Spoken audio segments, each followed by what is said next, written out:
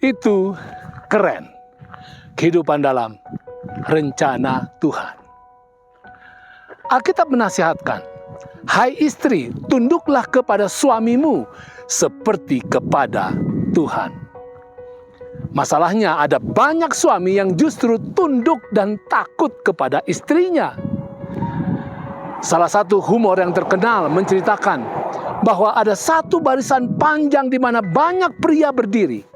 Di depannya tertulis barisan suami takut istri.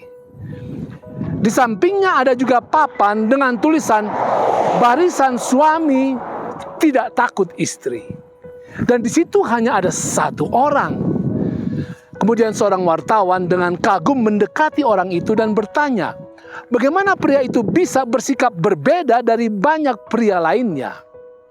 Pria itu menjawab, saya tidak tahu juga. Saya berdiri di barisan ini karena disuruh istri saya. Ternyata dia juga takut istri. Jadi saudara, mana yang baik? Istri tunduk suami atau suami tunduk istri? Istri takut suami atau suami takut istri? Alkitab menunjukkan kepada kita awal bentuk hubungan yang Tuhan rencanakan.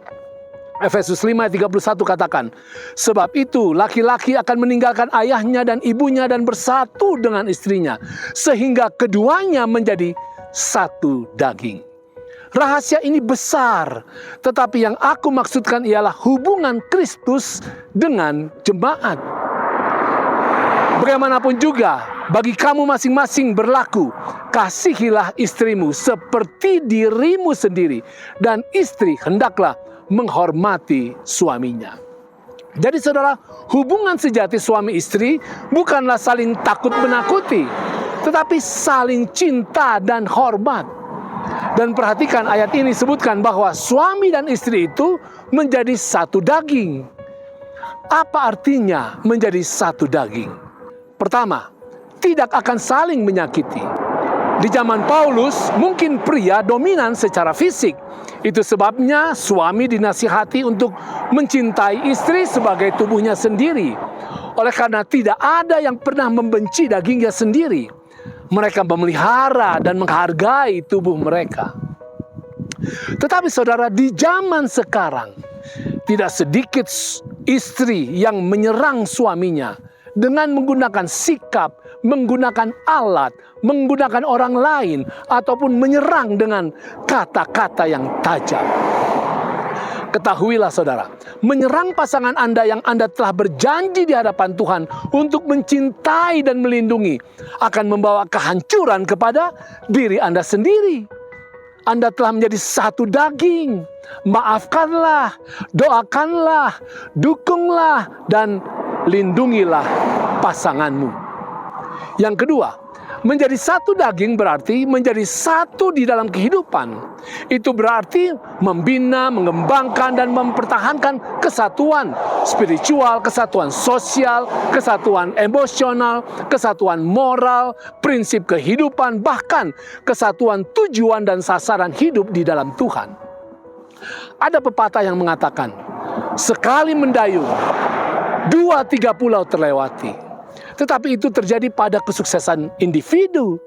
Kalau satu pasangan nikah, ketika mereka telah menemukan kesatuan yang Tuhan rancangkan, maka sekali mendayung berdua mereka, maka dalam konsep sinergi, mereka akan melewati 10, 100, bahkan 1000 pulau sekali mendayung. Artinya berlipat ganda kemampuan mereka setelah dipersatukan dalam pernikahan.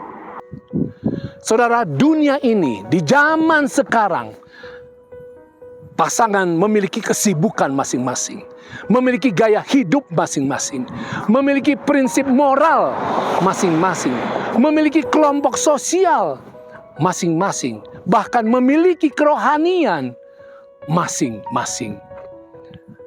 Dan benar, mungkin kita tidak bisa menjadi sama dalam segala hal. Benar, ada perbedaan yang harus diizinkan dan diterima oleh pasangan. Tetapi perbedaan pada konsep dasar kehidupan akan merusak keintiman dan kerjasama yang dibutuhkan untuk mencapai rancangan Tuhan melalui pernikahan. Yang ketiga, menjadi satu daging berarti menjalankan hubungan seks yang suci.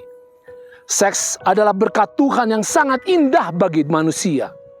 Tetapi dunia telah menjadikan seks sebagai pembawa kutuk yang terbesar bagi dunia. Oleh karena mendewakan keinginan seks, banyak suami yang merusak keluarganya. Banyak istri yang bermain gila semaunya. Banyak anak muda yang ketagihan seks bebas. Aborsi, hamil di luar nikah, di mana-mana.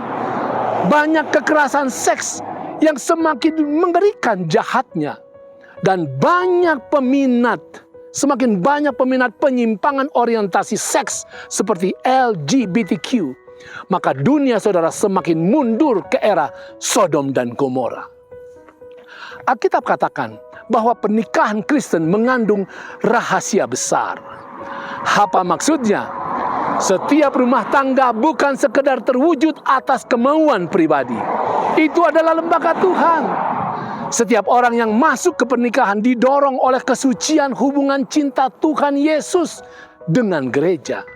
Maka saudara, tidak akan ada lagi suami yang takut istri. Tidak akan ada lagi istri yang takut suami. Yang ada, suami dan istri takut akan Tuhan. Setialah di dalam hubungan kudus, di dalam Yesus. Itu keren.